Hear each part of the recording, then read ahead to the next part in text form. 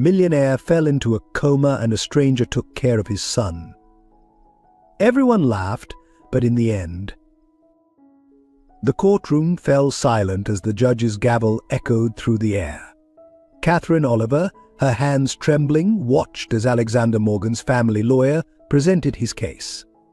Across the aisle, Alexander lay motionless in a hospital bed, wheeled in for this crucial hearing. 7-year-old Matthew, caught in the middle, sat quietly, his eyes darting between the woman who had become his surrogate mother and the father he barely knew. Catherine's heart raced as she realized everything she had come to love might slip away in an instant. The past year flashed before her eyes: a tragic accident, an unexpected connection, and a love that defied all odds. As the judge leaned forward to deliver the verdict, Catherine closed her eyes, silently praying for a miracle. Before we get into the story, comment below where in the world you are watching from today, and if you like this story, don't forget to subscribe. 1 year earlier, the lives of 3 individuals were on vastly different trajectories, unaware of the profound ways they would soon intersect. Alexander Morgan stood at the floor-to-ceiling windows of his penthouse office, overlooking the bustling streets of New York City. At 35, he was the epitome of success, a self-made millionaire with a thriving tech company. His sharp features and perfectly tailored suit exuded confidence and power. Yet as he gazed at the city below, a flicker of emptiness crossed his steel-gray eyes. On his desk, a framed photo lay face down, a reminder of what he'd lost. It was a picture of Emily, his wife, holding their newborn son, Matthew. Emily had died in a car accident 3 years ago, leaving Alexander a widower and single father. Since then, he'd thrown himself into his work, building walls around his heart as high as the skyscrapers that surrounded him. A soft knock on the door interrupted his thoughts. "Mr. Morgan, your son's school is on line 1. They say it's urgent." Alexander sighed, pinching the bridge of his nose. Another call about Matthew acting out, no doubt. He picked up the phone, his voice clipped and businesslike. "This is Alexander Morgan." Across town, in a small, colorful classroom, Catherine Oliver was kneeling next to a sobbing Matthew Morgan. Her gentle brown eyes were filled with concern as she stroked the boy's back, trying to calm him. At 32, Catherine had a warmth about her that drew children to her like moths to a flame. Her curly brown hair was pulled back in a messy bun, and paint stained her casual clothes, evidence of the art project that had been interrupted by Matthew's outburst. "It's okay, sweetie," she soothed. "Can you tell me what's wrong?" Matthew looked up at her, his blue eyes so like his father's brimming with tears. "I miss my mom," he whispered. "And Dad. He's never home. He doesn't care about me." Catherine's heart broke for the little boy. She'd seen too many children struggling with loss and neglect in her years of teaching. "Oh, Matthew," she said softly, "I'm sure your dad cares about you very much. Sometimes grown-ups don't know how to show it." As she comforted Matthew, Catherine couldn't help but think of her own pain. Her hand unconsciously went to her bare ring finger, where until recently a wedding band had sat. The divorce papers, waiting to be signed at home, felt like a weight on her shoulders. Richard, her soon-to-be ex-husband, had been her high school sweetheart. They'd married young, with dreams of a big family and a happy life. But as the years passed and Catherine failed to conceive, the dream had crumbled. Richard had grown distant, resentful. The arguments had become more frequent, more bitter, until finally he'd left, citing irreconcilable differences and leaving Catherine to pick up the pieces of her shattered life. Now, as she held Matthew, Catherine felt a familiar ache in her chest, the longing for a child of her own, the dream of motherhood that seemed to be slipping away with each passing year. The classroom door opened, and the school principal entered, a look of apology on her face. "Ms. Oliver, I'm sorry to interrupt. Mr. Morgan is on his way to pick up Matthew." Catherine nodded, helping Matthew to his feet. "Come on, sweetie. Let's get your things together." As they waited in the school office, Catherine couldn't help but feel a mix of curiosity and apprehension about meeting Alexander Morgan. She'd heard rumors about the wealthy, reclusive businessman, his brilliance, his coldness, his apparent disinterest in anything outside of his work. The click of expensive shoes on linoleum announced his arrival before Catherine saw him. Alexander Morgan strode into the office, his presence immediately filling the room. He was taller than Catherine had expected, with a chiseled jaw and penetrating eyes that seemed to assess everything in an instant. "Matthew," he said, his voice softer than Catherine had anticipated, "are you ready to go?" The little boy nodded, not meeting his father's eyes. Alexander's gaze fell on Catherine, a flicker of something curiosity, irritation, crossing his face. "Mr. Morgan," Catherine said, extending her hand. "I'm Catherine Oliver, Matthew's teacher." Alexander shook her hand briefly, his grip firm and impersonal. "MS. Oliver, I apologize for any disruption my son may have caused." Catherine felt a spark of indignation at his tone. "Matthew wasn't disruptive, Mr. Morgan. He's a wonderful boy who's dealing with a lot of complex emotions. Perhaps if we could schedule a parent-teacher conference to discuss." "That won't be necessary," Alexander cut her off. "I'm sure you're very competent, MS. Oliver, but I have people who handle Matthew's education and well-being." The dismissal in his voice was clear. Catherine watched as he ushered Matthew out of the office, the little boy's shoulders slumped in defeat. She felt a surge of protectiveness, coupled with frustration at Alexander's coldness. As the door closed behind them, Catherine couldn't shake the feeling that this wouldn't be the last time their paths crossed. Little did she know just how profoundly her life was about to change. That evening, as Catherine sat at her small kitchen table, staring at the divorce papers before her, she couldn't get Matthew's sad eyes out of her mind. She thought of all the children she'd taught over the years, the ones she'd loved and nurtured as if they were her own. And yet, at the end of each day, she returned to an empty apartment, the silence a constant reminder of her own unfulfilled dreams of motherhood.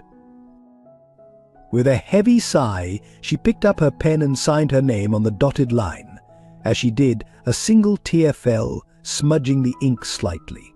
It felt like the final nail in the coffin of her marriage, of the life she'd once imagined for herself. Across the city, in a luxurious penthouse apartment, Alexander Morgan sat in his home office, a glass of scotch in hand. He stared at the pile of reports on his desk, but his mind was elsewhere. Matthew's words from earlier echoed in his head. "Dad. He's never home. He doesn't care about me." Alexander ran a hand through his hair, feeling the weight of his failures as a father pressing down on him. He knew he was distant, knew he was failing to give Matthew the emotional support he needed. But every time he looked at his son, he saw Emily, her smile, her laugh, the future they'd planned together that had been ripped away in an instant. He stood, walking to the large window that overlooked the city. New York was alive with lights, a testament to human ambition and perseverance. Alexander had always found comfort in his work, in the challenge of building something great. But lately the satisfaction felt hollow. His phone buzzed, and he glanced at it, another message from his assistant about an upcoming board meeting. Alexander hesitated, then turned the phone off. For once, work could wait. He walked out of his office and down the hall to Matthew's room. Pausing at the door, he took a deep breath before knocking softly. "Matthew, can I come in?" There was a moment of silence before a small voice replied, "Okay." Alexander entered the room, his heart clenching at the sight of his son curled up on the bed, clutching a framed photo of Emily. He sat on the edge of the bed, feeling awkward and out of place in this room filled with toys and childhood mementos. "I'm sorry about today," Alexander said softly.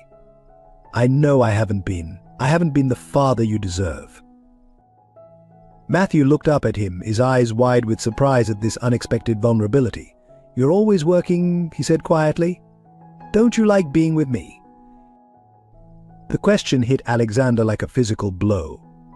"Oh, Matthew," he said, his voice thick with emotion. Of course I like being with you. I love you more than anything in this world. I'm not very good at showing it." For a moment they sat in silence, the weight of unspoken grief and longing hanging between them.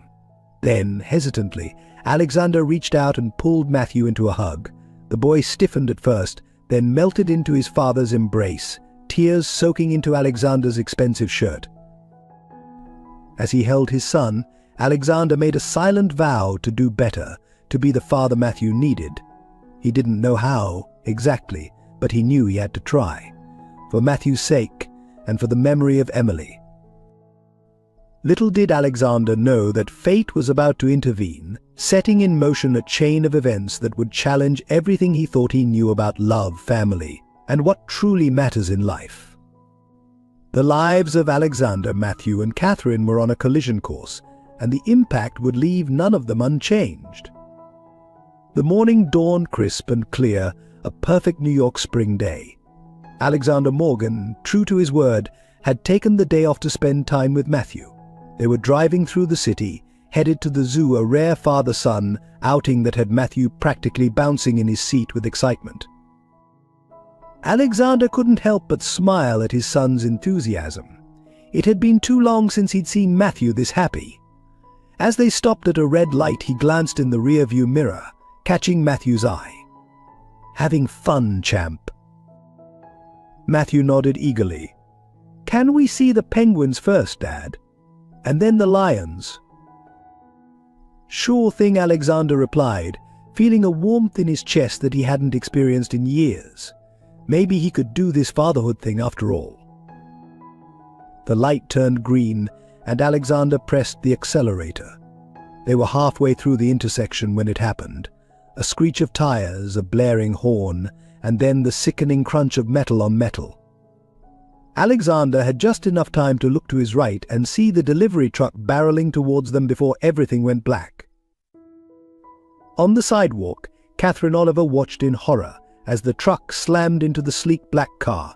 She'd been on her way to school, lost in thought about the parent-teacher conferences scheduled for that afternoon. The sound of the crash jerked her back to reality, and before she knew what she was doing, she was running towards the wreckage. "All 911," she shouted to a stunned bystander, her teacher's instinct for taking charge kicking in. As she approached the mangled car, her heart stopped. Through the shattered window, she could see a small, familiar face. "Matthew," she gasped. With trembling hands, she reached for the door handle, praying it would open. By some miracle, it did. Matthew was unconscious, a thin line of blood trickling from his forehead, but he was breathing. "Matthew, sweetie, can you hear me?" Catherine called softly, careful not to move him. A low groan from the driver's seat caught her attention. She leaned in further and recognized Alexander Morgan, slumped over the steering wheel. He was in much worse shape than Matthew, his face bloody and his breathing labored. "Mr. Morgan," Catherine said, her voice shaking. "Help is on the way. Just hang on, okay?" In the distance, sirens wailed, growing louder with each passing second. Catherine stayed with them, talking softly, offering what comfort she could until the paramedics arrived and gently pulled her away. Everything after that was a blur. The flashing lights of ambulances and police cars, the controlled chaos of the emergency response team, the murmur of gathering onlookers.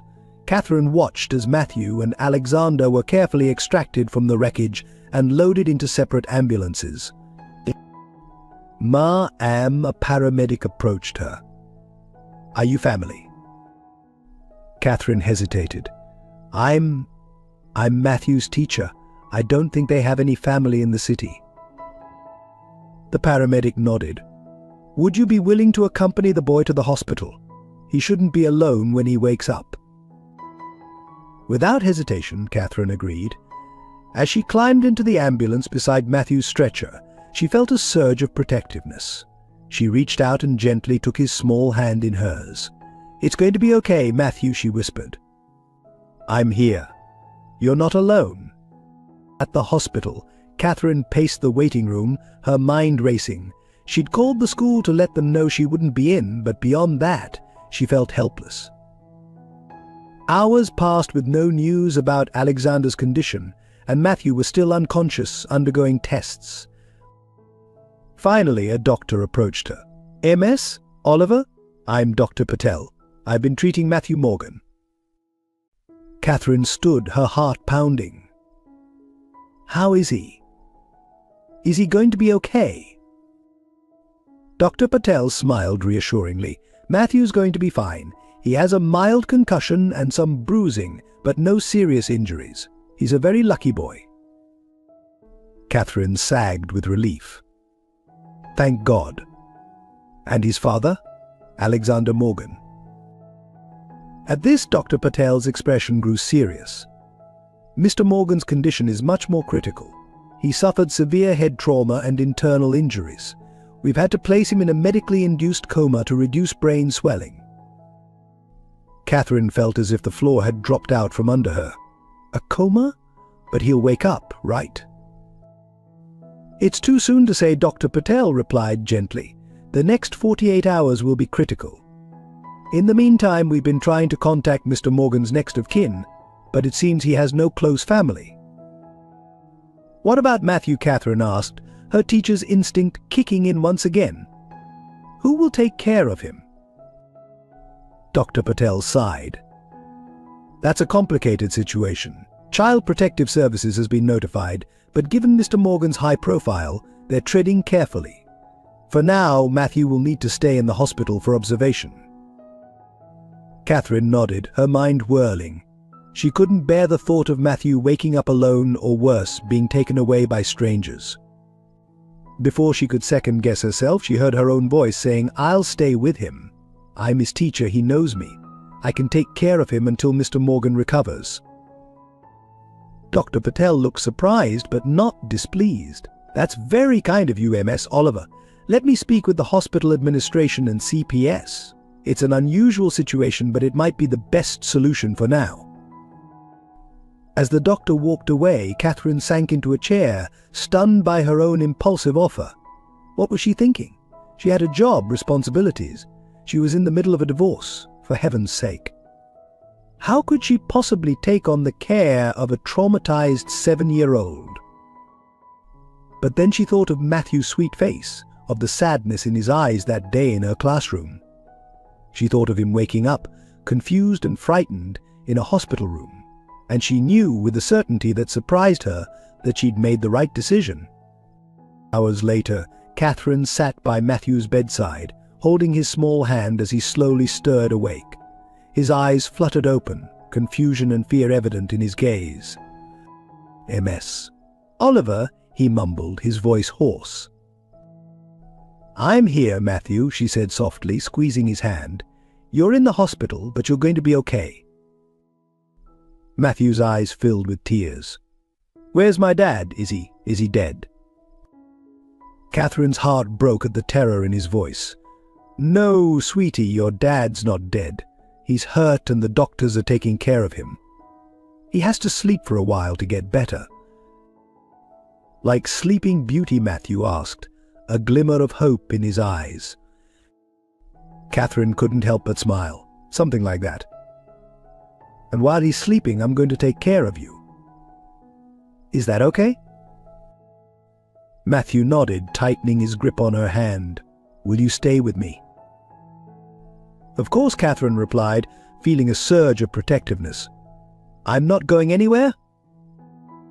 As Matthew drifted back to sleep, Catherine looked out the window at the New York skyline. She had no idea what the coming days and weeks would bring, but she knew one thing for certain: her life would never be the same again. The days following the accident blurred together in a whirlwind of hospital visits, paperwork and sleepless nights.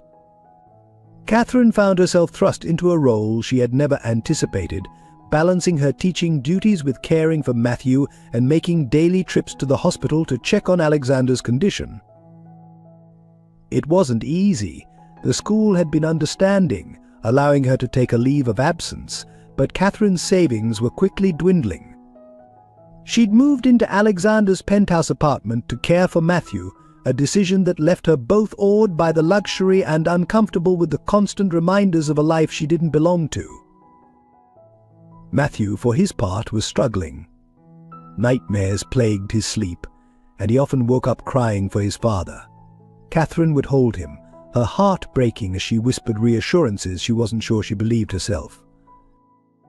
1 month after the accident, Catherine sat in Dr. Pell's office, listening intently as he updated her on Alexander's condition. "There's been some improvement in his brain activity," Dr. Patel explained, pointing to a series of scans. "But I have to be honest, Miss Oliver. The longer Mr. Morgan remains in a coma, the less likely it is that he'll make a full recovery." Catherine felt a lump form in her throat. "What does that mean for Matthew?" Dr. Pell's expression softened. "It means we need to start considering long-term care options for both Mr. Morgan and Matthew. Have you given any thought to what might happen if—" He didn't finish the sentence, but Catherine understood. If Alexander didn't wake up, if Matthew became an orphan. I don't know," Catherine admitted, her voice barely above a whisper. "Matthew's grandparents passed away years ago. There's no other family. I've been looking into Alexander's will, but it's all so complicated." Dr. Patel nodded sympathetically. "These situations are never easy. But Ms. Oliver, I have to say, what you're doing for Matthew is extraordinary. Not many people would step up like this for a student." Catherine managed a small smile. "He's a special boy. I couldn't bear the thought of him being alone." As she left the hospital that day, Catherine's mind was racing. She had grown to love Matthew deeply over the past month.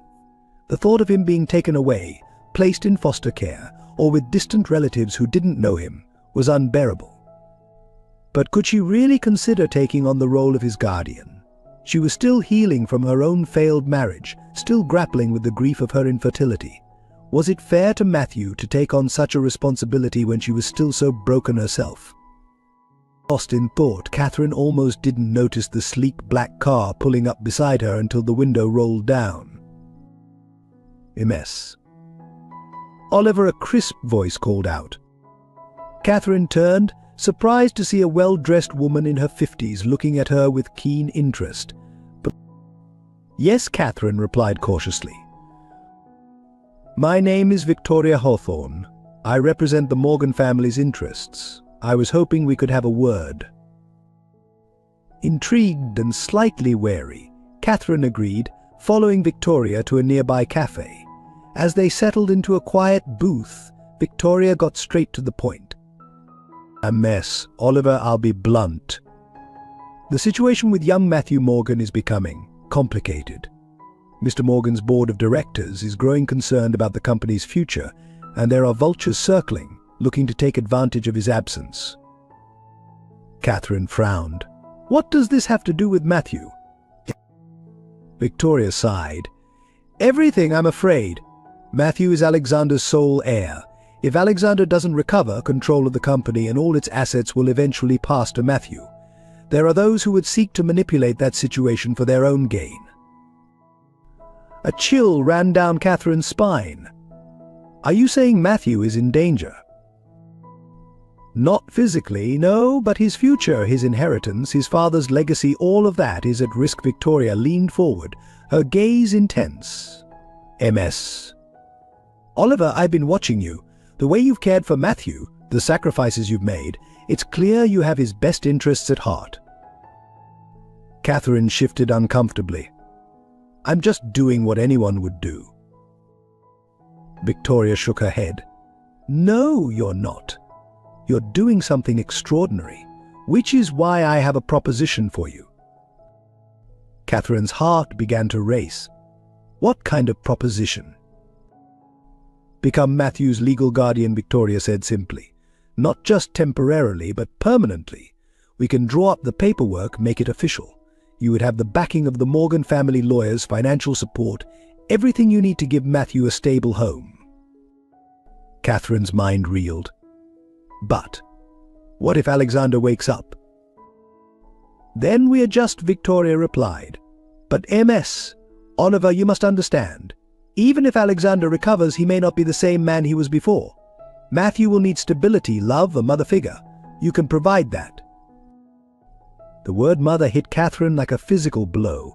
All her dreams of motherhood, long buried under the pain of infertility and divorce, came rushing back.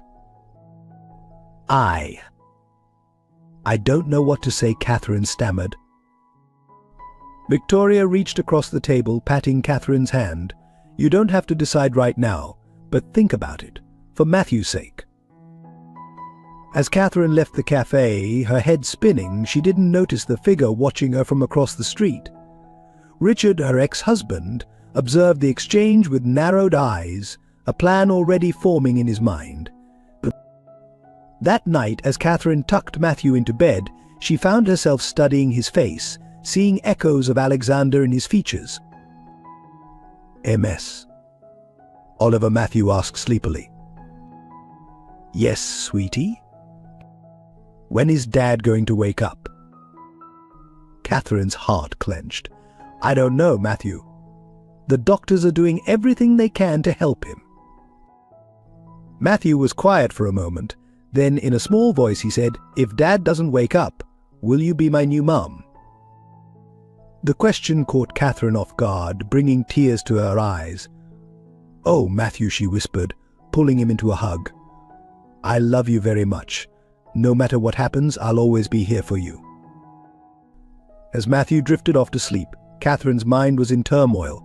Could she really do this? Become a mother overnight to a child who had already lost so much? And what about her own dreams, her career? The next morning, Catherine received an unexpected call. It was from the hospital. Alexander Morgan was showing signs of waking up. Heart pounding, Catherine rushed to the hospital, Matthew in tow. They arrived to find Dr. Patel and a team of nurses hovering around Alexander's bed. His eyes were open, unfocused but undeniably aware. "Dad," Matthew cried, rushing to the bedside. Alexander's gaze slowly shifted to his son, a flicker of recognition crossing his face. He tried to speak, but no words came out. "Mr. Morgan, don't try to talk just yet," Dr. Patel advised. "You've been in a coma for over a month. It's going to take some time for you to recover." Catherine stood back, watching the reunion with a mixture of joy and an unexpected pang of loss. She was thrilled that Matthew might have his father back, but a small, selfish part of her mourned the future she had started to imagine for herself and Matthew. As the days passed, Alexander slowly regained his strength and his ability to communicate, but it quickly became clear that the Alexander Morgan who had woken up was not the same man who had gone into the coma. The once sharp, driven businessman was now prone to mood swings and confusion. He struggled with memory loss, often forgetting conversations mere minutes after having them. And most concerning of all, he seemed to have little interest in the company he had once lived for. One afternoon, about a week after Alexander had woken up, Catherine found herself alone with him while Matthew was at a therapy session. MS.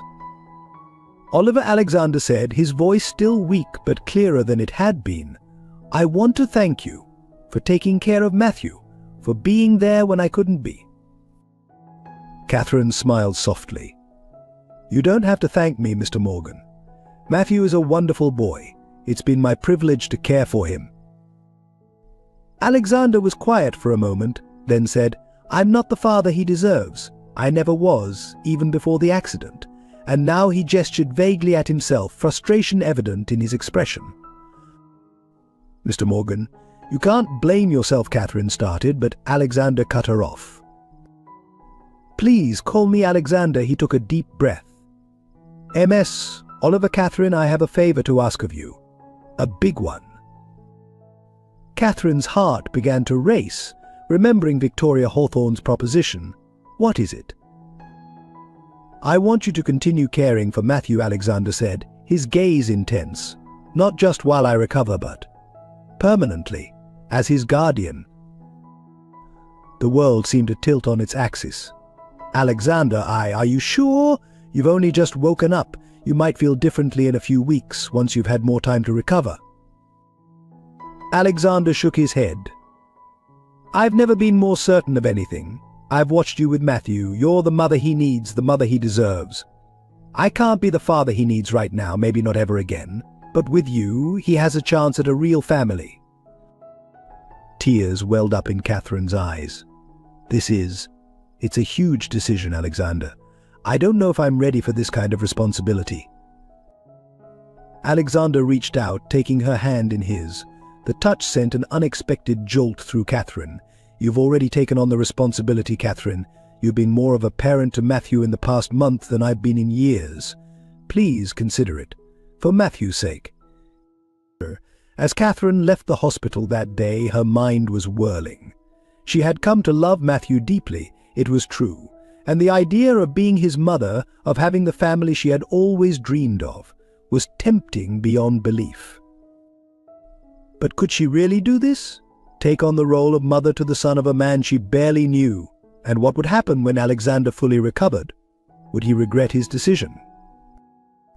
As she wrestled with these questions, Catherine was unaware of the forces aligning against her.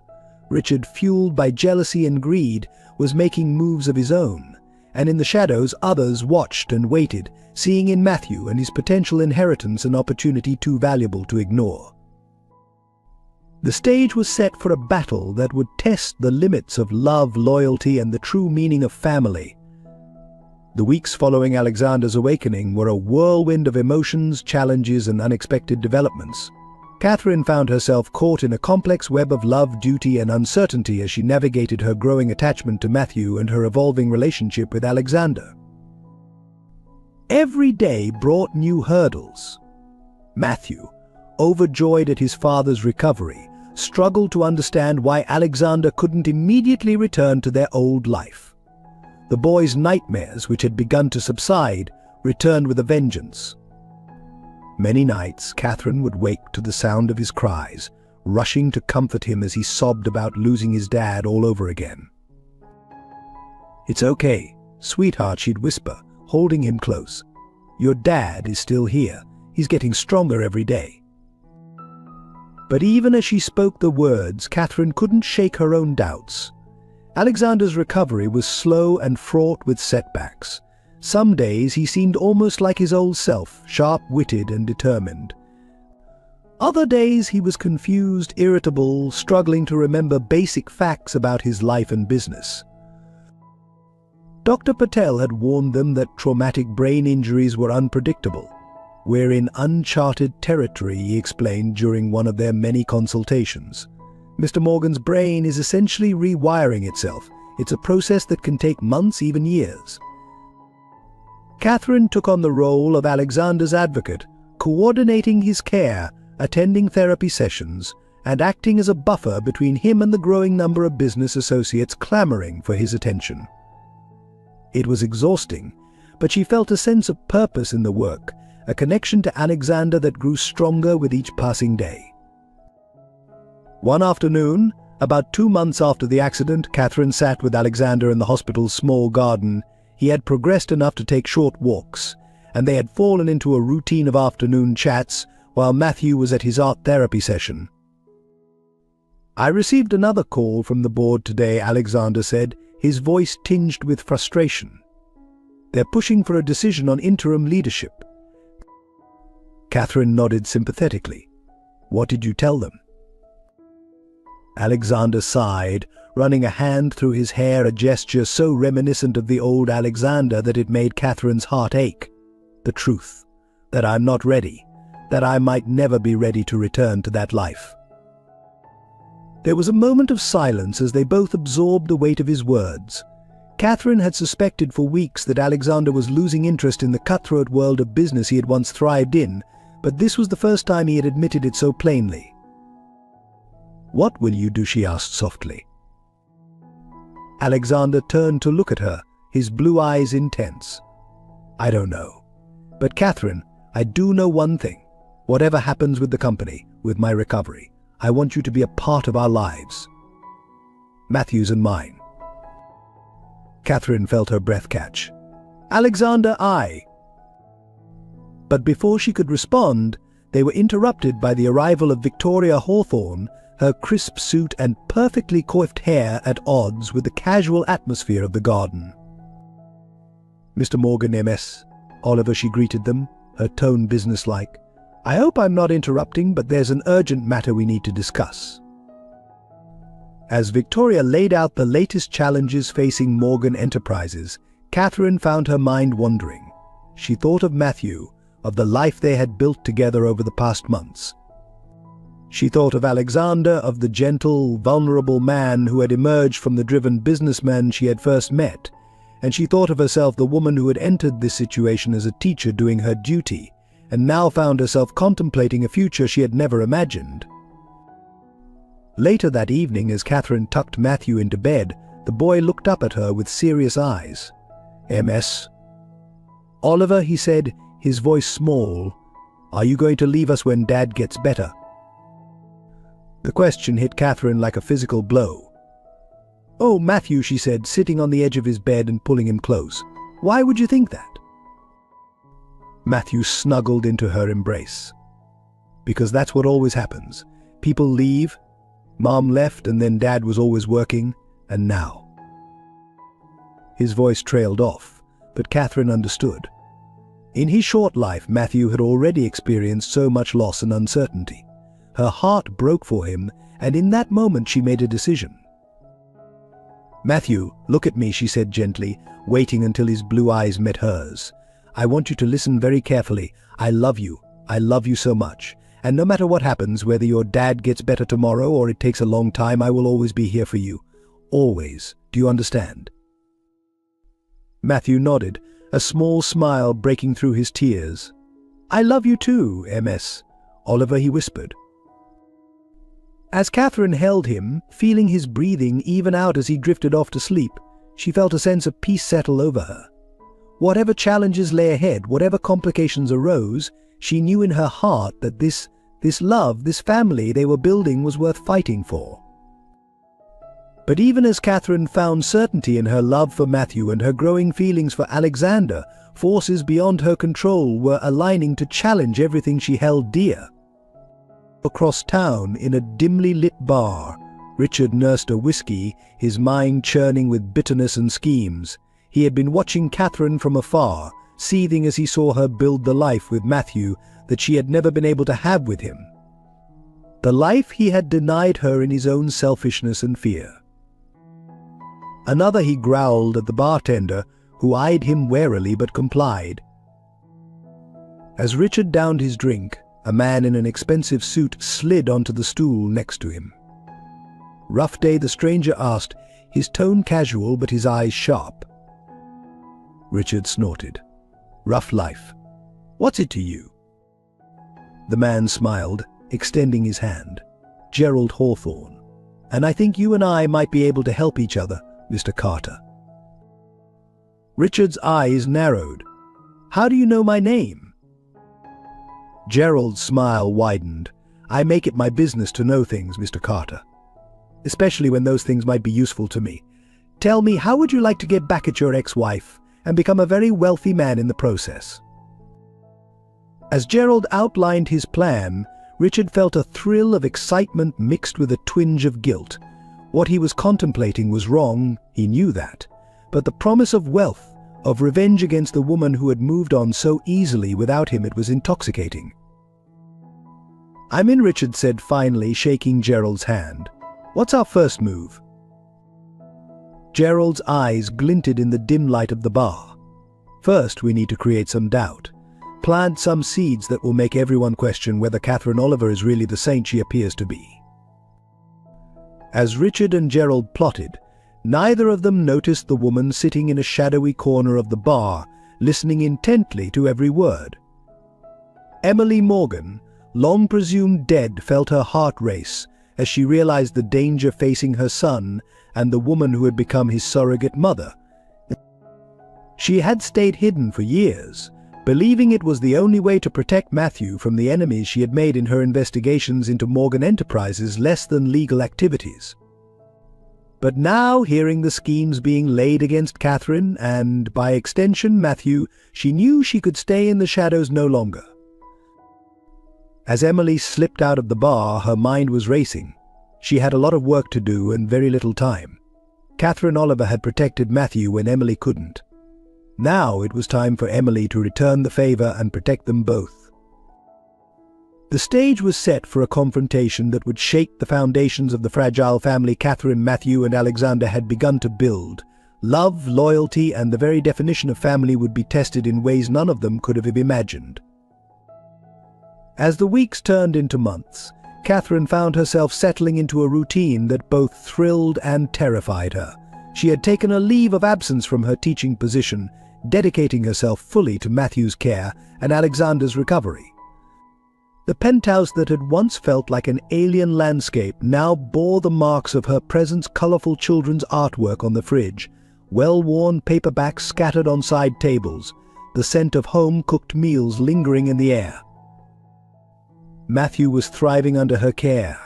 His nightmares had become less frequent, and he was slowly regaining the carefree joy that had been absent since the accident.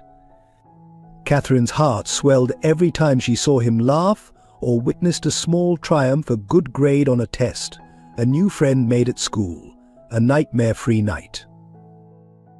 One sunny Saturday morning, as Catherine was making pancakes, Matthew's favorite, she heard the boy's excited shout from the living room.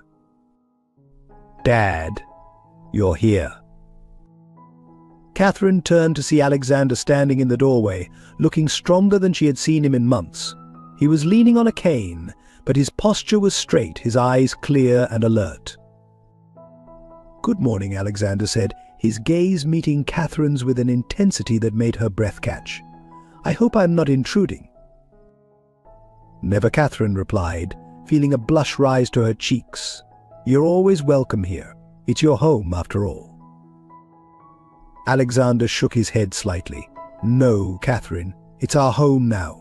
Yours, Matthew's, and mine if you'll have me." The weight of his words hung in the air between them, full of promise and uncertainty. Before Catherine could respond, Matthew tugged on Alexander's sleeve. "Dad, Miss Oliver made pancakes. Do you want some? She makes them way better than the chef used to." Alexander laughed, a sound that Catherine realized she had sorely missed. "I'd love some, champ, if MS. Oliver doesn't mind setting a place for one more." As they sat down to breakfast, Catherine couldn't help but marvel at how right it felt, the three of them together, sharing a meal, laughing at Matthew's jokes. It felt like family in a way she had always dreamed of, but never truly believed she'd experience. But even as Catherine reveled in the warmth of their growing bond, she couldn't shake a niggling sense of unease. Alexander's recovery, while remarkable, was far from complete.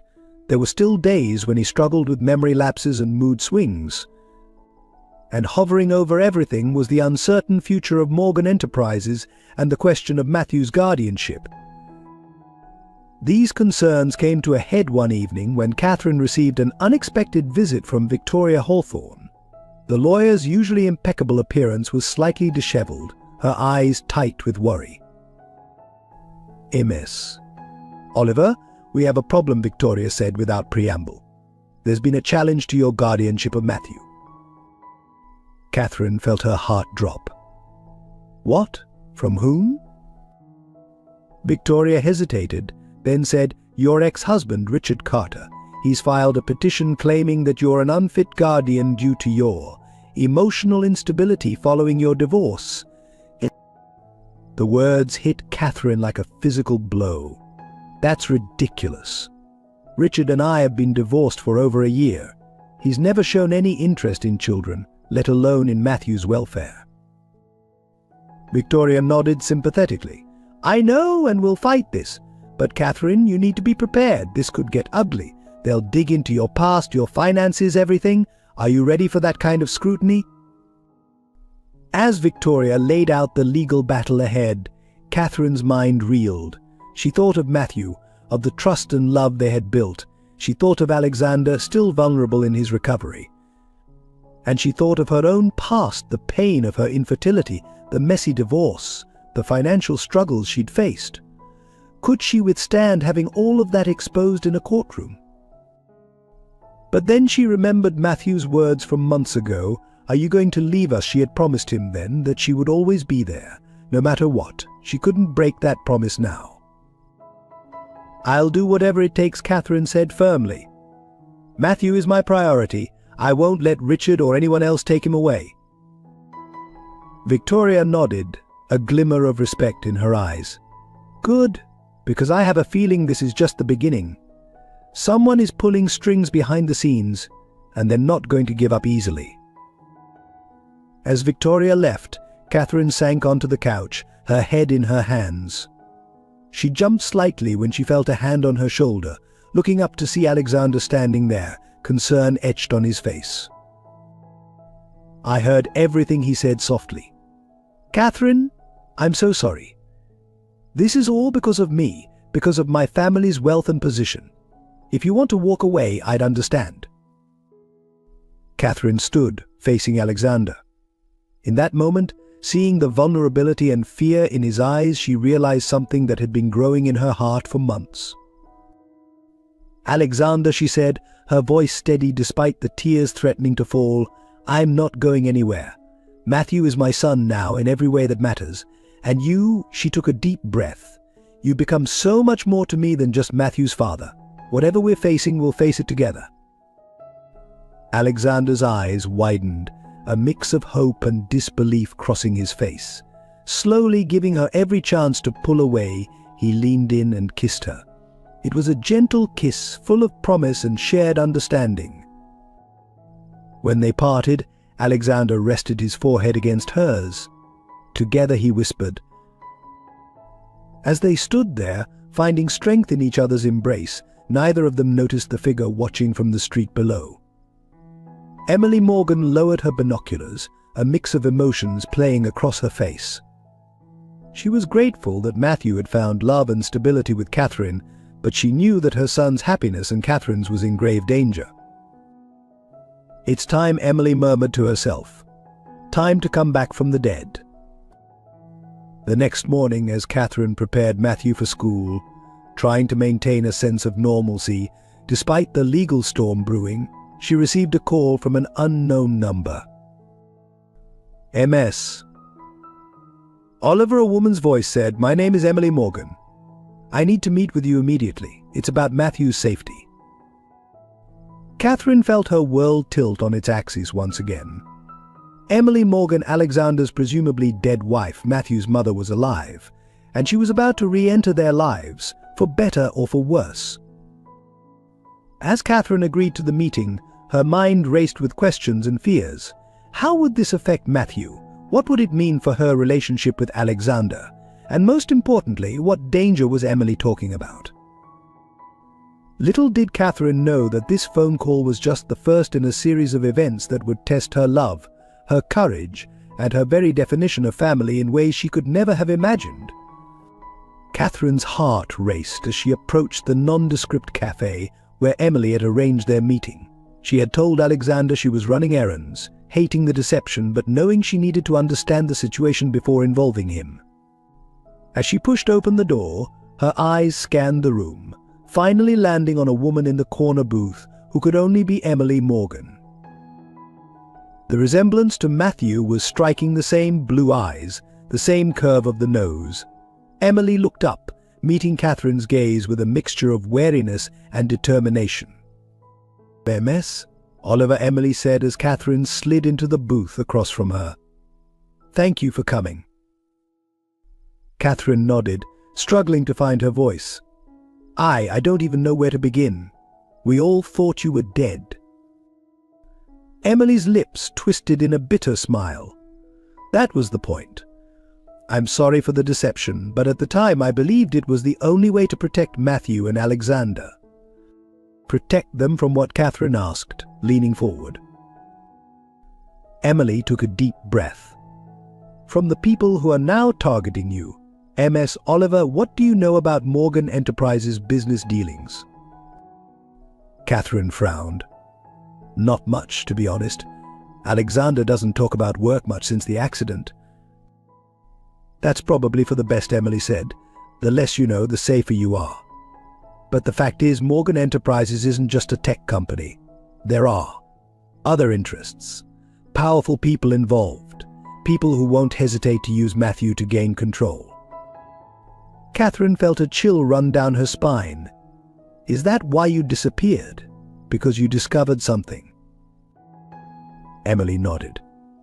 I stumbled upon some information, financial records, emails, things that could bring down not just Morgan Enterprises, but several major corporations and even some political figures.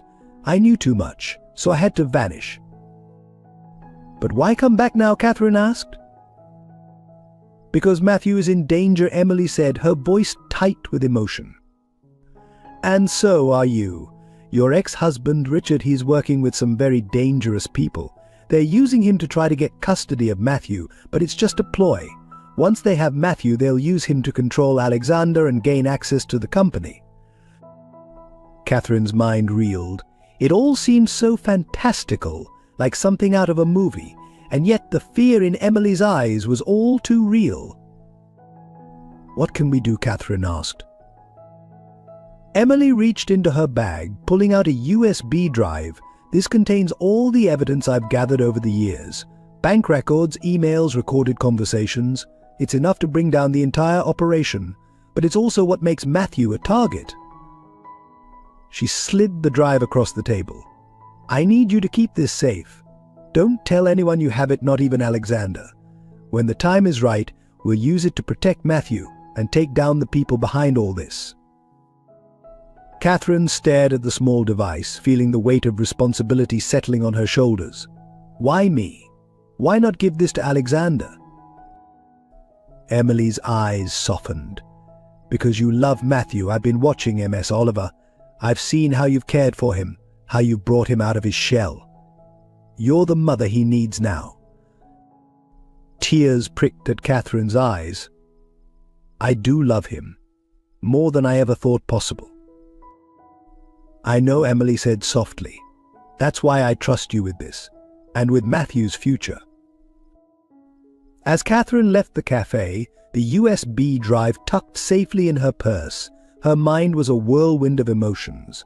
She felt overwhelmed by the responsibility, terrified of the danger facing Matthew, and conflicted about keeping secrets from Alexander. But underneath it all was a steely determination. She would protect Matthew, no matter the cost. The next few weeks were a blur of legal meetings, court appearances, and tense conversations. Richard's attempt to gain custody of Matthew had escalated into a full-blown legal battle, with Catherine's every move scrutinized and her past laid bare for the courts to examine. Through it all, Alexander stood by her side, his own recovery seeming to accelerate as he fought for their makeshift family. But Catherine could see the toll it was taking on him, the stress lines around his eyes, the way his hand would shake slightly when he thought no one was looking. One evening, after a particularly grueling day in court, Catherine found Alexander in his study, staring out the window with a tumbler of whiskey in his hand. Alexander, she said softly, approaching him. He turned, and the lost look in his eyes made her heart ache. Catherine, I'm so sorry for all of this. If it wasn't for me, for my family's money and influence, you and Matthew wouldn't be going through this hell. Catherine crossed the room, taking the glass from his hand and setting it aside. She cupped his face, forcing him to meet her gaze. Listen to me, Alexander Morgan. I don't regret a single moment of this. Yes, it's hard. Yes, it's scary. But loving Matthew and loving you is worth every second of struggle. Alexander's eyes widened at her words. You love me. Catherine smiled, realizing she had never said it out loud before. Yes, you idiot. I love you. I love the man you were before the accident, and I love the man you become even more. We're in this together, remember. Alexander pulled her close, burying his face in her hair. I love you too, he whispered. I don't know what I'd do without you. As they stood there, drawing strength from each other, Catherine thought of the USB drive hidden in her dresser drawer. She hated keeping secrets from Alexander, but Emily's warning echoed in her mind. The less he knew, the safer he was. Little did they know that their moment of peace was about to be shattered. Across town, Richard sat in a dimly lit room with Gerald Hawthorne, listening as the older man outlined the next phase of their plan. It's time to turn up the heat, Gerald said, his voice cold. "We need to make Catherine crack, and I think I know just how to do it." Richard shifted uncomfortably. "What do you mean?" Gerald's smile was predatory. "We're going to give the courts a reason to question not just Catherine's fitness as a guardian, but her very sanity. By the time we're done, she'll be lucky if she's allowed supervised visitation with Matthew, let alone custody." As Gerald laid out the details of his scheme, Richard felt a twinge of doubt. This was going further than he had ever intended. But the promise of wealth and the bitter taste of jealousy silenced his conscience. "Okay," he said finally. "What do you need me to do?" Back at the penthouse, Catherine tucked Matthew into bed, her heart full as she listened to him chatter excitedly about his day. "And then in art class we made sculptures out of clay," Matthew said, his eyes shining. "I made a family, you, me, and Dad. Can we put it on the mantel when it's finished?" Catherine smiled, smoothing his hair back. "Of course we can, sweetheart. I can't wait to see it." As she turned off the light and quietly closed Matthew's door, Catherine sent up a silent prayer. "Please," she thought, "let us win this. Let me keep this precious boy safe." But even as she made her way back to Alexander, Catherine couldn't shake the feeling that their battles were far from over. The worst, she feared, was yet to come. The morning dawned grey and dreary, matching Catherine's mood as she prepared for another day in court. The custody battle had been dragging on for weeks, each day bringing new challenges and emotional turmoil. As she stood in the kitchen, mechanically preparing Matthew's lunch, she felt Alexander's arms wrap around her from behind. "It's going to be okay," he murmured, pressing a kiss to her temple. "We're going to get through this." Catherine leaned back into his embrace, drawing strength from his presence. "I know," she said, trying to inject confidence into her voice. "I just wish it was over." As they dropped Matthew off at school, Catherine's heart clenched at the worry in the boy's eyes. He was too young to fully understand what was happening, but he knew enough to be scared. "Remember, sweetheart," Catherine said, kneeling to look him in the eye, "no matter what happens, I love you. We all love you. That's never going to change." Matthew nodded, throwing his arms around her in a tight hug before running off to join his friends. Catherine watched him go, fighting back tears. The courthouse was a flurry of activity as Catherine and Alexander arrived. Their lawyer, a sharp-eyed woman named Sarah Chen, met them at the entrance. "We've got a problem," Sarah said without preamble. "Richard's team has introduced new evidence. They're claiming Catherine has a history of mental instability." Catherine felt the blood drain from her face. "What? That's ridiculous." Sarah's expression was grim. "They've submitted medical records showing you were prescribed antidepressants during your divorce. They're painting a picture of a woman who's emotionally unstable and potentially a danger to Matthew." Alexander's hand tightened on Catherine's. "That's absurd. Millions of people take antidepressants. It doesn't make them unfit parents." "I know," Sarah said, "and we'll fight this, but I wanted you to be prepared. It's going to get ugly in there." As they entered the courtroom, Catherine caught sight of Richard sitting with his lawyer. The smug look on his face made her blood boil. How dare he use her moment of vulnerability against her like this? The proceedings were a blur of legal jargon and pointed questions. Catherine felt as if she were on trial, her every decision and emotion scrutinized and twisted. When Richard's lawyer called her to the stand, she steeled herself for the onslaught. MS. Oliver the lawyer began, his voice dripping with false concern. "Can you tell the court about your mental state following your divorce?"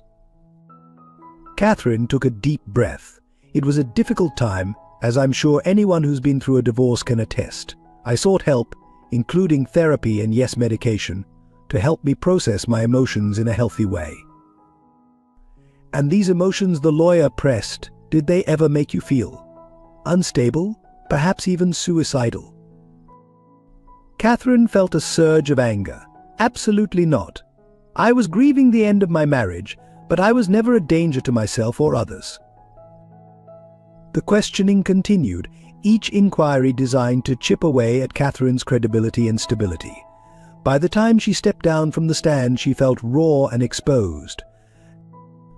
As the day wore on, Catherine could see the toll it was taking on Alexander. His face was pale, his jaw clenched tight as he listened to the proceedings. During a brief recess, she found him leaning against a wall, his eyes closed. "Alexander," she said softly, touching his arm. "Are you okay?" He opened his eyes, and the pain in them made her heart ache. "I did this to you," he said, his voice barely above a whisper. "If it wasn't for me, for my family's wealth and complications, you wouldn't be going through this hell." Catherine cupped his face in her hands, forcing him to meet her gaze. "Listen to me. You didn't do this. Richard did. And whoever is pulling his strings. But we are not going to let them win. Do you hear me?" Alexander nodded, drawing her into a tight embrace. As they stood there, drawing strength from each other, neither of them noticed the figure watching from the shadows, Emily, her heart breaking for the family she had left behind and the new one that had formed in her absence. The final blow came late in the afternoon.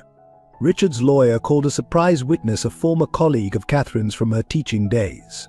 As the woman took the stand, Catherine felt a sense of dread settling in her stomach. "Ms. Johnson," Richard's lawyer began, "can you tell the court about the incident that occurred in Ms. Oliver's classroom 3 years ago?" Catherine's colleague shifted uncomfortably. There was a day when Catherine, Ms. Oliver, she had a bit of a breakdown in class. She started crying and couldn't stop. We had to call in a substitute to take over her class. The lawyer pounced on this information. "And in your professional opinion, do you believe Ms. Oliver is emotionally stable enough to care for a child who has experienced trauma?" Ms. Johnson hesitated, her eyes flicking to Catherine apologetically. I'm not sure. Catherine is a wonderful teacher, but that day, it was concerning." As the witness stepped down, Catherine felt as if the floor had dropped out from under her. She remembered that day. It had been the anniversary of her final failed IVF attempt, and the grief had overwhelmed her. But to have it used against her like this, to have her pain weaponized to take Matthew away, it was almost too much to bear. The judge called an end to the day's proceedings, scheduling the final arguments for the following morning. As Catherine and Alexander left the courthouse, a crowd of reporters swarmed them. "Hey, Ms. Oliver, is it true you had a mental breakdown in front of your students?" "Mr. Morgan, how can you trust your son with an emotionally unstable woman?" "Do you think your relationship with Ms. Oliver is in Matthew's best interest?" The questions came rapid fire, each one a dagger to Catherine's heart. Alexander did his best to shield her, ushering her quickly to their waiting car. Once inside, Catherine broke down, sobs racking her body. Alexander held her close, murmuring words of comfort, but she could feel the tension in his body, the fear that matched her own. As they pulled away from the curb, Catherine caught sight of Richard standing on the courthouse steps, a satisfied smirk on his face. In that moment she felt a surge of despair. How could they possibly win against such a calculated attack? Back at the penthouse, they found Matthew waiting anxiously with his nanny. The moment he saw Catherine's tear-stained face, he ran to her, wrapping his small arms around her waist. "Don't cry, Miss Oliver," he said, his voice muffled against her shirt. "Everything's going to be okay. You'll see." Catherine knelt down, pulling Matthew into a proper hug. As she held him, she made a silent vow. No matter what happened in that courtroom, no matter what Richard and his cronies threw at her, she would not let them take this precious boy away. She would fight with every ounce of strength she had left. Later that night, after Matthew had gone to bed, Catherine sat on the balcony, staring out at the city lights. She felt Alexander's presence before she saw him, a comforting warmth at her back. "What are you thinking?" he asked softly, sitting beside her. Catherine was quiet for a long moment. "I'm thinking about the day I met Matthew, about how scared and alone he seemed, and I'm thinking about how far we've come, how much we've been through together." She turned to Alexander, her eyes shining with unshed tears and determination. "I can't lose him, Alexander. I won't." Alexander took her hand, bringing it to his lips. "We won't lose him. I promise you, Catherine. Whatever it takes, we're going to keep our family together." As they sat there, hand in hand, neither of them could have imagined the storm that was about to break over their heads, a storm that would test their love, their courage, and their very definition of family in ways they could never have anticipated. The morning of the final court hearing dawned with a sense of foreboding. Catherine and Alexander moved through their usual routine in tense silence, both acutely aware of how much hung in the balance. As they prepared to leave, Catherine knelt before Matthew, straightening his school uniform with trembling hands. "Remember, sweetheart," she said, forcing a smile, "whatever happens today, we love you. Nothing will ever change that." Matthew nodded solemnly, his young face etched with worry beyond his years. "I love you too, MS. Oliver, you and Dad both." The drive to the courthouse was fraught with unspoken fears. Catherine clutched Alexander's hand, drawing strength from his steady presence. As they approached the imposing building, a commotion near the entrance caught their attention. "What's going on?" Alexander murmured, leaning forward to peer through the car window. Their driver slowed, navigating through the growing crowd of reporters and onlookers. Suddenly, Catherine gasped, her grip on Alexander's hand tightening painfully. "It can't be," she whispered. There, standing on the courthouse steps, surrounded by a sea of flashing cameras, was Emily Morgan. Alexander's face drained of color. "Emily," he breathed, disbelief etched in every line of his face. As their car pulled to a stop, Emily turned, her eyes locking with Catherine's through the window. In that moment, an understanding passed between the two women, a shared love for Matthew, a mutual recognition of the stakes at play. "Alexander," Catherine said urgently, "whatever happens next, remember that I love you. I love you and Matthew more than anything in this world." Before he could respond, Catherine was out of the car, striding purposefully towards Emily. The reporters swarmed around them, shouting questions, but Catherine focused solely on the woman before her. "Miss Morgan," she said, her voice carrying clearly despite the chaos, "I think it's time we told the truth, don't you?" Emily nodded, a hint of a smile playing at her lips. "Yes, Mrs. Oliver, I believe it is." Together they turned to face the crowd, presenting a united front that sent shockwaves through the assembled press. Alexander joined them, his face a mask of confusion and hope. "Ladies and gentlemen," Emily began, her voice strong and clear, "my name is Emily Morgan. 3 years ago I was presumed dead. Today I'm here to set the record straight and to support Catherine Oliver in her bid for custody of my son, Matthew." A collective gasp went through the crowd, followed by a barrage of questions.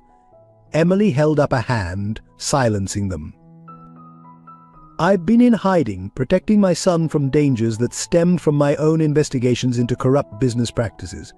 During my absence, Catherine Oliver has been more than just a caregiver to Matthew. She has been the mother he needed. The mother I couldn't be." Catherine felt tears welling in her eyes as Emily turned to her, taking her hand. "Catherine," Emily continued, her voice softening, "I've watched you with Matthew. I've seen the love, the care, the unwavering support you've given him. You've healed wounds I left behind. And you've given him a stability I never could. That's why I'm here today, to support your claim for custody and to put an end to this painful charade." The courthouse erupted into chaos as Emily produced a file of documents, evidence of the conspiracy that had forced her into hiding, proof of Richard's involvement in the plot against Catherine, and a formal statement supporting Catherine's custody claim. As they made their way into the courtroom, Catherine caught sight of Richard, his face ashen as he realized his plans were crumbling around him. For a moment she felt a surge of vindictive satisfaction, quickly replaced by pity. But Richard had allowed his bitterness and greed to corrupt him, to turn him into someone she barely recognized. The hearing that followed was unlike anything Catherine had experienced. Emily's testimony sent shockwaves through the court, exposing the web of lies and manipulation that had been woven around the custody battle. Richard's lawyers scrambled to adapt, but it was clear their case was falling apart. Throughout it all, Catherine sat with Alexander's hand clasped tightly in hers, hardly daring to breathe. When the judge finally called for a recess to review the new evidence, Catherine felt as if she might collapse from the tension. In a quiet corridor outside the courtroom, Catherine found herself face to face with Emily. For a moment they simply looked at each other, years of unspoken history hanging between them. "Thank you," Catherine said finally, her voice barely above a whisper. "What you did in there, I can't even begin to express my gratitude." Emily smiled, a hint of sadness in her eyes. "You don't need to thank me, Catherine. I should be thanking you. You've given Matthew everything I couldn't love, stability, a real family. I may be his birth mother, but you're his mom in all the ways that truly matter." Tears spilled down Catherine's cheeks as Emily pulled her into a tight embrace. Over Emily's shoulder she saw Alexander watching them, his own eyes glistening with unshed tears. When the court reconvened, the atmosphere was electric with anticipation. The judge's expression was grave as he delivered his ruling. "In light of the extraordinary circumstances and new evidence presented today," he began, "I find in favor of Catherine Oliver. Full custody of Matthew Morgan is hereby granted to MS. Oliver with visitation rights extended to both Alexander Morgan and Emily Morgan." The words washed over Catherine like a wave, leaving her breathless. She had done it. They had done it. Matthew was hers legally, officially, irrevocably. As the courtroom erupted into a mixture of cheers and shocked murmurs, Catherine felt Alexander's arms encircle her, lifting her off her feet in a joyous embrace. When he set her down, his eyes were shining with love and pride. "We did it," he whispered, cupping her face in his hands. "You did it, Catherine. You fought for our family and you won." Catherine laughed through her tears, feeling lighter than she had in months. "Our family," she repeated, savoring the words. "It has a nice ring to it, doesn't it?" As they left the courthouse, Matthew ran to meet them, having been brought from school by his nanny. Catherine knelt to catch him in her arms, holding him close as Alexander enveloped them both. "Is it true?" Matthew asked, his voice muffled against Catherine's shoulder. "Are you really my mom now?" Catherine pulled back just enough to look into his eyes, those beautiful blue eyes that had first captured her heart so many months ago. "Yes, sweetheart," she said, her voice thick with emotion. "I'm your mom now, in every way that matters, and I promise you I will love you and protect you for the rest of my life." As they walked away from the courthouse, Catherine, with Matthew's hand in hers and Alexander's arm around her waist, she felt a sense of peace settle over her. The road ahead wouldn't be easy. There were still wounds to heal, truths to confront, and a new family dynamic to navigate. But for the first time in a long time, Catherine felt hope, pure, unbridled hope for the future. Little did she know that this hard-won victory was just the beginning of a new chapter in their lives, one that would bring its own set of challenges, joys, and unexpected twists. The journey of becoming a true family was only just beginning. The weeks following the court's decision were a whirlwind of emotion and adjustment for Catherine, Alexander, and Matthew. The initial euphoria of their legal victory gradually gave way to the realities of their new family dynamic. While Catherine had been granted full custody, the judge had also mandated that Emily be allowed visitation rights, a decision that brought both joy and complications. One sunny Saturday morning, Catherine found herself preparing the penthouse for Emily's first official visit. Her hands trembled slightly as she fluffed the pillows on the couch for the third time. "Kath," Alexander said gently, coming up behind her and stilling her hands with his own. Everything looks perfect. Relax. Catherine turned in his embrace, burying her face in his chest. I know, I want everything to be right, for Matthew's sake. Alexander pressed a kiss to the top of her head. It will be. We're all doing this for Matthew.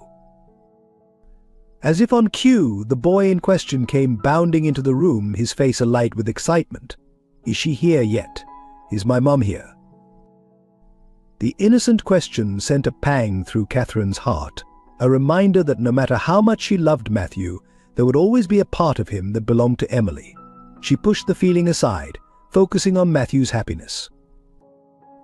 Not yet, sweetheart, she said, kneeling down to his level. But she'll be here soon. Are you excited? Matthew nodded enthusiastically. Do you think she'll like the drawing I made for her? I'm sure she'll love it, Catherine assured him, even as she felt a twinge of irrational jealousy. She had dozens of Matthew's drawings proudly displayed on the fridge, but this special one, was for Emily. The doorbell rang, and Matthew rushed to answer it, with Catherine and Alexander following close behind. Emily stood in the doorway, looking both nervous and hopeful. Hi, Mum, Matthew exclaimed, throwing his arms around her waist. Emily's eyes filled with tears as she hugged him back. Hello, my sweet boy. I've missed you so much. Catherine watched the reunion with a mixture of emotions. She was happy for Matthew, truly she was, but she couldn't help the small voice in the back of her mind that whispered, what if he loves her more? What if he doesn't need me anymore? As if sensing her turmoil, Alexander squeezed her hand reassuringly. Catherine took a deep breath, plastering on a smile as she stepped forward to greet Emily. Welcome, Emily, she said, proud of how steady her voice sounded. Please come in. The visit was a strange dance of politeness and underlying tension. They all tried to focus on Matthew, watching him show Emily his toys and artwork, listening to him chatter about school and his friends. But there was an undeniable awkwardness in the air, a sense of three adults trying to navigate an unprecedented situation. As the afternoon wore on, Catherine found herself in the kitchen, ostensibly preparing snacks but really just needing a moment alone. She was surprised when Emily joined her, closing the door softly behind her. Catherine, Emily said softly, I think we need to talk. Catherine nodded, steeling herself. Yes, I think we do. Emily took a deep breath. I want you to know how grateful I am for everything you've done for Matthew. You've been the mother he needed when I couldn't be there. And I don't want to disrupt that. Catherine felt tears pricking at her eyes. But you're his mother, his real mother. Emily shook her head firmly. No, Catherine. I gave birth to him, yes, but you're his real mother. You're the one who's been there for every skin knee, every nightmare, every triumph. That bond, it's something I can't replace, and I don't want to try. Catherine was stunned. But don't you want to be his mother? Of course I do, Emily said, her own eyes glistening. But I also want what's best for Matthew. And that's you, Catherine. You and Alexander and this life you've built together. I'm not here to take Matthew away from you. I'm here to be an addition. An extra person to love him, if you'll let me. The relief that washed over Catherine was so intense she felt her knees go weak. She gripped the counter for support, tears flowing freely now. Thank you, she whispered. You have no idea what that means to me. Emily stepped forward, hesitantly at first, then pulled Catherine into a hug. We're both Matthew's mothers now, she said softly. In different ways, perhaps, but both equally important. I hope we can find a way to be friends for his sake. As they embraced, Catherine felt a weight lift from her shoulders. The fear that had been gnawing at her since the custody battle ended. The fear of losing Matthew to his real mother began to dissipate. When they returned to the living room, Alexander and Matthew looked up, clearly surprised to see them together. Catherine smiled, feeling lighter than she had in weeks. "Matthew," she said, "how would you like it if your mum Emily came over for dinner once a week? That way you can spend time with both of us." Matthew's face lit up. "Really? Can we, Mum?" he asked, looking at both women. Emily nodded, smiling through her tears. "I'd love that, if it's okay with Catherine and your dad." Alexander stood, wrapping an arm around Catherine's waist. "I think that's a wonderful idea," he said, his voice warm with approval. As the day drew to a close and Emily prepared to leave, Catherine felt a sense of peace settle over her. This wasn't the family she had imagined for herself all those months ago when she first met Matthew, but it was beautiful in its own unique way. Later that night, as she and Alexander lay in bed, Catherine turned to him, her expression serious. "Are you really okay with all of this?" she asked, "with Emily being back in our lives?"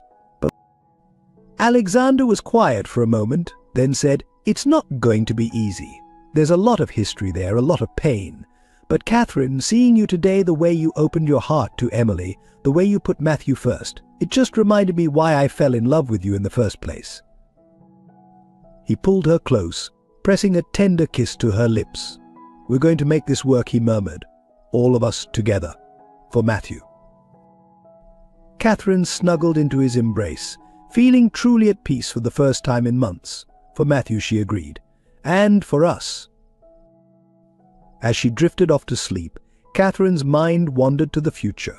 She imagined family dinners with Emily, holidays shared between two homes, a graduation ceremony with 3 proud parents cheering Matthew on.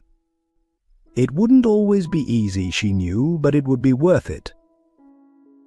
The next morning, Catherine woke to the sound of laughter. She padded out to the kitchen to find Alexander and Matthew attempting to make pancakes, flour dusting their clothes and faces. "Mum," Matthew exclaimed when he saw her, "we're making breakfast. Want to help?" Catherine's heart swelled at the word Mama title she now shared with Emily, but one that felt no less precious. "Of course, sweetheart," she said, joining them at the counter.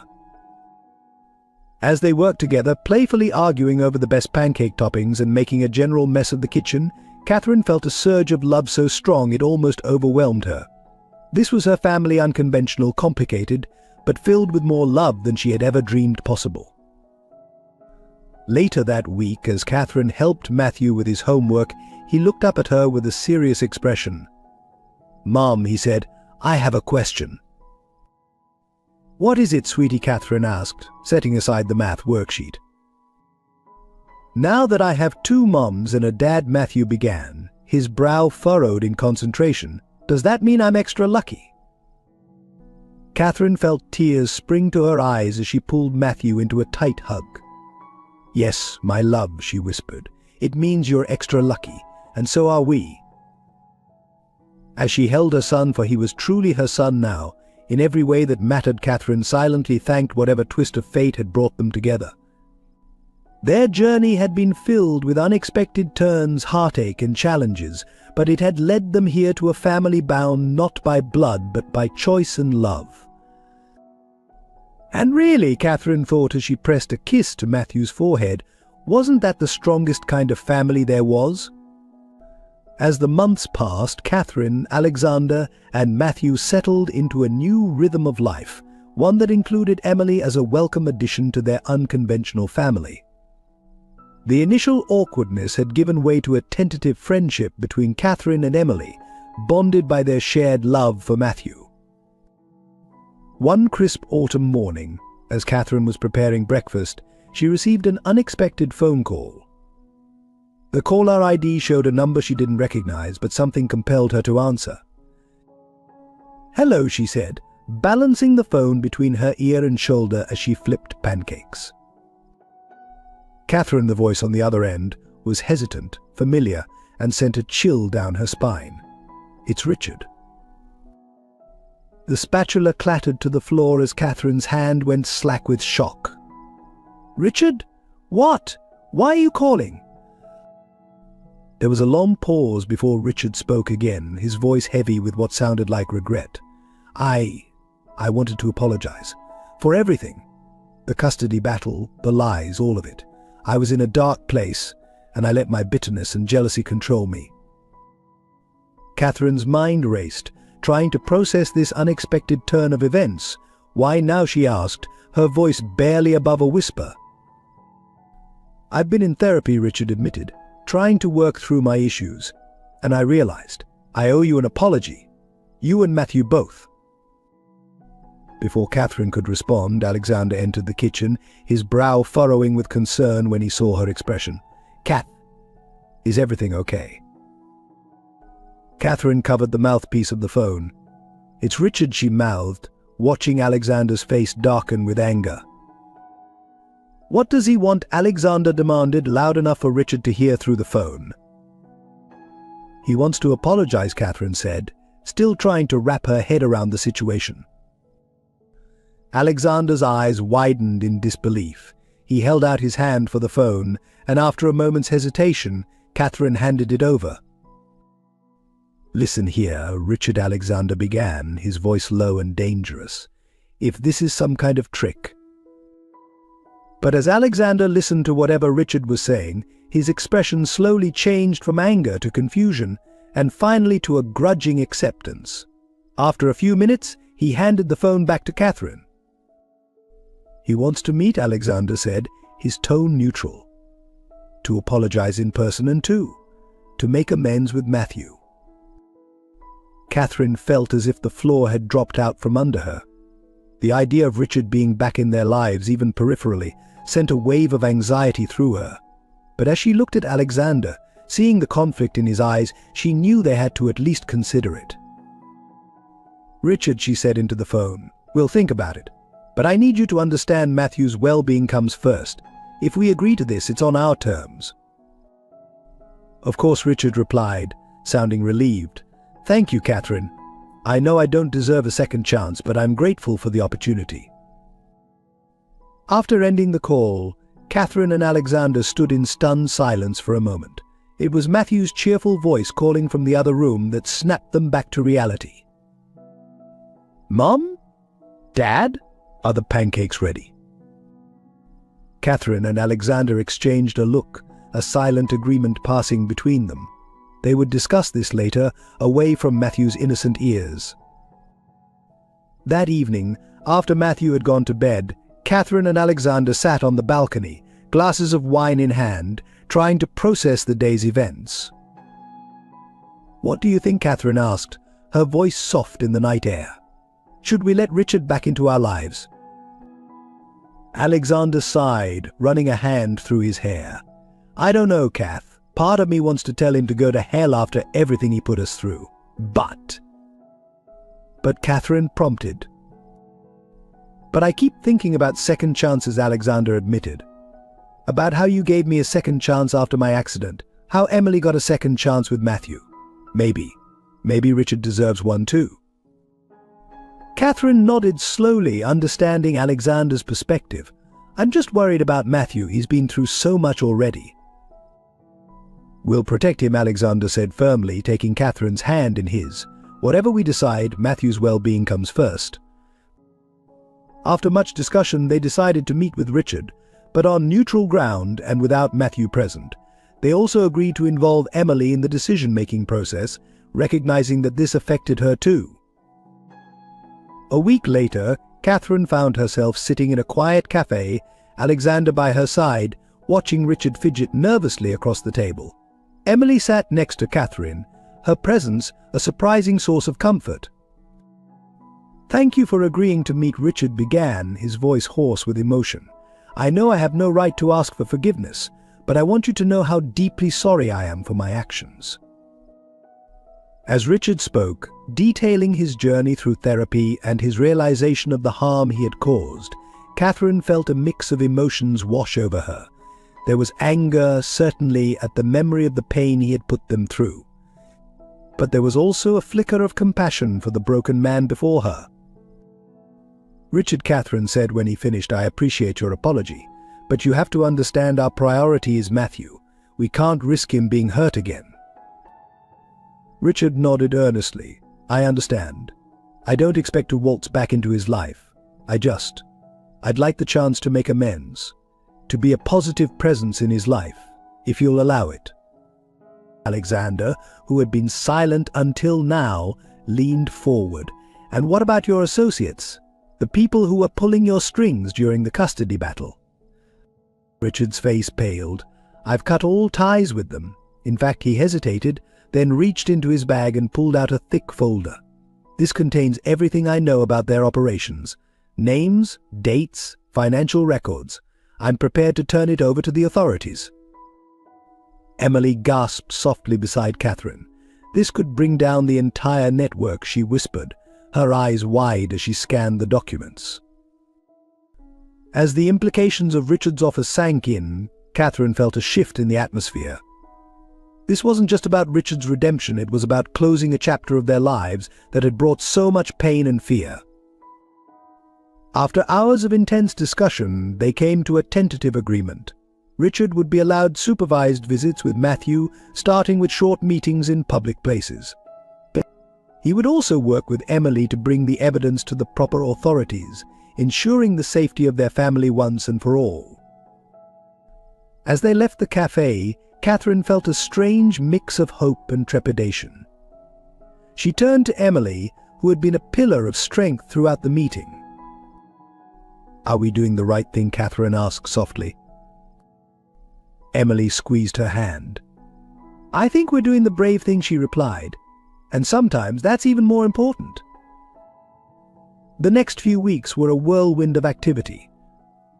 Richard's evidence sparked a major investigation, leading to arrests and the dismantling of the corrupt network that had threatened their family. Through it all, Catherine marveled at the strength of the family they had built: Alexander's unwavering support, Emily's wisdom and grace, and Matthew's resilience. When the time came for Matthew's first meeting with Richard, Catherine was a bundle of nerves. They had chosen a local park, a place where Matthew felt comfortable and safe. As Richard approached, looking nervous but determined, Matthew looked up at Catherine, his small hand clutched in hers. "Mom," he said, his voice serious, "is that the man who tried to take me away from you?" Catherine knelt down, meeting Matthew's eyes. "Yes, sweetheart. But he's here because he wants to say sorry and try to make things right. Remember what we talked about? About forgiveness and second chances." Matthew nodded solemnly, "Like how you gave Dad a second chance after his accident." Catherine felt tears prick her eyes at Matthew's perceptiveness. "That's right, love. It's okay if you're not ready to forgive him yet. We'll be right here with you the whole time." As they watched Matthew cautiously approach Richard, Catherine felt Alexander's arm wrap around her waist. "We've come a long way," he murmured, pressing a kiss to her temple. Catherine leaned into his embrace, watching as Matthew listened to Richard's apology, his little face scrunched in concentration. "Yes," she agreed softly, "we have."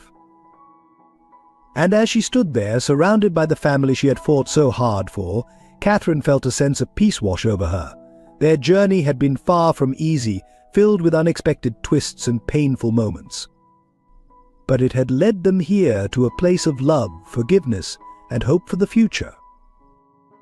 She didn't know what challenges tomorrow might bring, but Catherine knew one thing for certain: together they could face anything. 5 years had passed since that fateful day in the park when Richard had re-entered their lives. The journey hadn't been easy, but the Morgan Oliver family had weathered the storms together, emerging stronger and more united than ever. On a warm summer evening, Catherine stood in the backyard of their new home, a spacious house with a large garden, perfect for a growing family. She watched with a smile as Matthew, now 12, helped his younger sister, Sophie, navigate the jungle gym they had built together. Sophie, at 4 years old, was the unexpected blessing that had completed their family.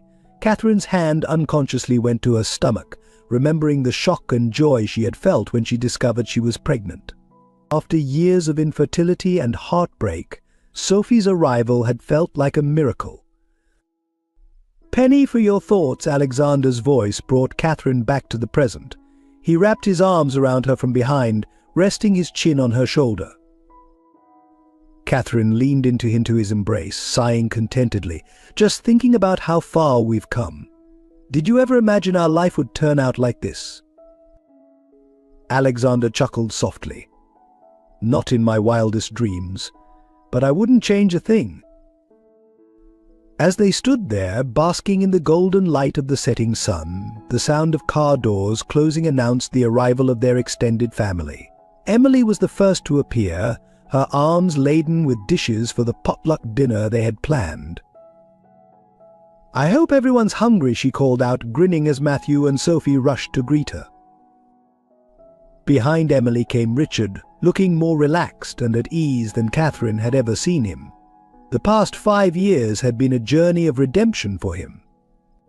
After providing the evidence that brought down the corrupt network threatening their family, Richard had dedicated himself to making amends and rebuilding his life. It hadn't been an easy road. There had been setbacks, moments of doubt and heated arguments, but slowly, with patience and forgiveness, Richard had earned his place in their unconventional family unit. Uncle Richard's Sophie squealed, launching herself into his arms. Richard caught her with practiced ease, his face lighting up with genuine joy. Catherine felt Alexander tense, slightly beside her old habits, died hard, but he relaxed as he watched Richard gently set Sophie down and ruffle Matthew's hair affectionately. "Hey, chump," Richard said to Matthew. "How about you show me that new skateboard trick you've been working on?" As Matthew eagerly led Richard to the driveway, Catherine marveled at the change in her ex-husband. The bitter, angry man who had once tried to tear their family apart was gone, replaced by someone who had found peace and purpose in being a positive presence in their children's lives. Emily joined Catherine and Alexander on the patio, handing them each a glass of wine. "Quite a sight, isn't it?" she said, nodding towards the scene before them. Catherine nodded, feeling a lump form in her throat. "I never thought we'd get here," she admitted. "There were times when I was sure it would all fall apart." Alexander squeezed her hand. "But it didn't. We made it, Kath. Together." As the evening progressed, more friends arrived. Sarah Chen, their lawyer who had become a close friend, Dr. Patel, who had seen them through so many challenges, and Victoria Hawthorne, whose initial proposition had set them on this path. The backyard was filled with laughter, conversation, and the delicious aroma of grilled food. Catherine looked around at the gathering, her heart swelling with love and gratitude. This was her family, not bound by blood, but by choice, love, and shared experiences. Later, as the sky darkened and the first stars appeared, Catherine found herself sitting on the porch swing with Emily, watching as Alexander and Richard worked together to set up a projector for an impromptu outdoor movie night. "Do you ever regret it?" Catherine asked softly. "Giving up your claim to Matthew?" Emily was quiet for a moment, considering the question. "No," she said finally. "I regret the years I lost with him, the pain I caused by disappearing. But giving up my claim," she shook her head. "That was the best decision I ever made, for Matthew and for all of us." Catherine reached out, squeezing Emily's hand. "Thank you," she whispered. "For everything." Emily smiled, returning the squeeze. "We're family, Catherine. Unconventional, maybe, but family nonetheless." As the movie began, an animated feature that had Sophie giggling and Matthew pretending he wasn't just as entertained, Catherine found herself reflecting on the journey that had brought them to this moment. She thought of that first day in her classroom when a sad-eyed little boy had captured her heart. She remembered the fear and uncertainty of those early days after Alexander's accident, the bitter custody battle, and the shocking return of Emily. There had been moments of despair when the challenges seemed insurmountable. The day Richard had tried to take Matthew away, the night spent worrying about Alexander's recovery, the awkward first attempts at co-parenting with Emily. But for every difficult moment, there had been countless joys. Matthew's first "I love you," Mum, the day Alexander proposed, down on one knee in the hospital garden where they had spent so many afternoons. The indescribable happiness of holding Sophie for the first time, seeing the wonder in Matthew's eyes as he met his baby sister. As Catherine looked around at her family, Alexander, his arm draped casually over her shoulders, Matthew and Sophie, curled up together on a blanket, Emily and Richard, sitting comfortably side by side. And all their friends who had become like family, she felt a profound sense of peace and rightness. This was not the life she had imagined for herself all those years ago. It was messy and complicated, full of unexpected twists and turns, but it was also filled with more love than she had ever dreamed possible. The movie ended, but no one seemed in a hurry to leave. As the adults chatted and the children chased fireflies in the yard, Catherine slipped away to the kitchen to start on cleanup. She was surprised when Richard appeared beside her, dish towel in hand. "Let me help," he said, his tone leaving no room for argument. They worked in companionable silence for a few minutes before Richard spoke again. "I never properly thanked you, Catherine." She looked at him, puzzled. "For what?" "For giving me a second chance. For allowing me to be part of this family, even after everything I did." Richard's voice was thick with emotion. "I know I didn't deserve it." Catherine set down the plate she was washing, turning to face her ex-husband. "Richard," she said gently, "forgiveness isn't about deserving. It's about healing, moving forward. And you've more than proven yourself over the years." Richard nodded, blinking back tears. "I want you to know," he said softly, "that I'm happy for you, truly. Seeing you with Alexander, with the kids. This is the life you always deserved." Catherine felt her own eyes well up.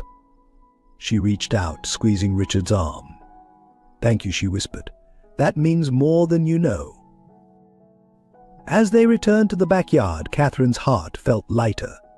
The last vestiges of old pain and resentment had faded, replaced by a deep appreciation for the journey that had brought them all to this point. The night wound down slowly, with friends departing one by one until only the core family remained. As Alexander carried a sleeping Sophie to bed and Emily helped a drowsy Matthew gather his things, Catherine found herself alone on the porch, gazing up at the star-filled sky. She felt, rather than heard, Alexander's return. He wrapped a blanket around her shoulders before sitting beside her, pulling her close. "Happy," he murmured, pressing a kiss to her temple. Catherine turned to look at him, taking in the face she had come to know and love so deeply. The lines around his eyes spoke of laughter and joy, but also of the challenges they had faced together. His hair was grayer now, but his eyes still held that spark of intelligence and warmth that had first drawn her to him. "More than I ever thought possible," she replied, leaning in to kiss him softly. As they sat there, enjoying the peaceful night and each other's company, Catherine felt a sense of completeness wash over her. This was her happily ever after, not a perfect fairy tale ending, but something real and precious. Their family might not look like what society considered normal, but it was theirs, built on love, forgiveness, and the unshakable bond they had forged through adversity. Catherine knew that life would continue to bring challenges. There would be arguments and misunderstandings, teenage drama with Matthew and sleepless nights with Sophie. The complex dynamics of their blended family would require constant navigation and compromise.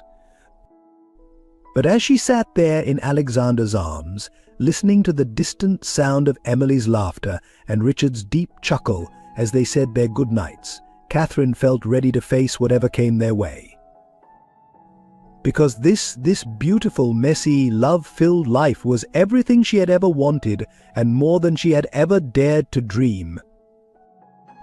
As the last car pulled away and the house settled into nighttime quiet, Catherine and Alexander made their way inside, hand in hand. They paused at Sophie's room, peeking in to see their daughter sleeping peacefully, her favorite stuffed animal clutched tightly to her chest. Next, they checked on Matthew, smiling at the sight of him sprawled across his bed, comic books scattered around him. In their own bedroom, as they prepared for sleep, Catherine caught Alexander's eye in the mirror. "Thank you," she said softly. "For what?" he asked, coming to stand behind her. Catherine turned, wrapping her arms around his waist. "For everything. For loving me, for fighting for our family, for being the amazing father and partner you are." Alexander's eyes softened as he cupped her face in his hands. "Catherine Oliver Morgan," he said, his voice filled with emotion, "loving you and our family is the easiest, most natural thing in the world. Thank you for giving me this life, this love. I fall more in love with you every day." As they settled into bed, Catherine curled into Alexander's side, feeling the steady beat of his heart beneath her cheek. She closed her eyes, grateful for this moment and all the moments that had led to it. Their story wasn't over in many ways. It felt like it was just beginning. But whatever the future held, Catherine knew they would face it together, surrounded by the love of the family they had built. And really, she thought as sleep began to claim her, what more could anyone ask for? Life's journey is rarely a straight path. It's filled with unexpected turns, heartbreaking losses, and moments that test our very soul. But it's in these challenges that we find our true strength and the capacity for love we never knew we had. Remember, family isn't always about blood. It's about the people who stand by you when the world crumbles, who believe in you when you've lost faith in yourself. It's about second chances, forgiveness, and the courage to open your heart even when it's been broken. To those who feel lost, alone, or that life hasn't turned out the way you planned, hold on. Your happily ever after might not look like the fairy tales, but it could be even more beautiful in its imperfection. Love can find you in the most unexpected places, healing can come from the most unlikely sources, and family can be formed in ways you never imagined. Like Catherine, Alexander, Matthew, Emily, and even Richard, your struggles and pain can become the foundation of something extraordinary. Your scars can become bridges to deeper connections. Your darkest moments can lead you to your brightest dawn. So don't give up. Keep your heart open. Forgive, not because others deserve it, but because you deserve peace. Love fiercely even when it's scary. And remember, the most precious families are often the ones we choose and fight for every day. Your story isn't over. It's just waiting for you to turn the page and write the next beautiful, messy, love-filled chapter. Dear viewers, if this story touched your heart and stirred your emotions, we kindly ask for your support to help our channel grow and continue bringing you more captivating stories like this one. Please take a moment to subscribe to our channel. It's free and helps us reach more people with our content. If you enjoyed this video, don't forget to give it a thumbs up. Your likes encourage us and show others that our stories are worth watching. We'd love to hear your thoughts. Share your reflections, experiences, or any topics you'd like us to explore in future videos in the comments section below. Your feedback is invaluable in shaping our content. If you found this story meaningful, please consider sharing it with friends and family. Every share helps us touch more lives and spread messages of love, hope, and family. Are you eager to hear what happens next? If you want to listen to part 2 of this emotional journey, let us know in the comments. Your enthusiasm gives us the motivation to create more engaging stories and continue this narrative. Remember, your support, whether through subscribing, liking, commenting, or sharing, is what keeps our channel alive and allows us to keep producing content that moves and inspires. Every small action from you makes a big difference to us. Thank you for being part of our storytelling community. Together, let's continue to explore the depths of human emotion and the power of love and family.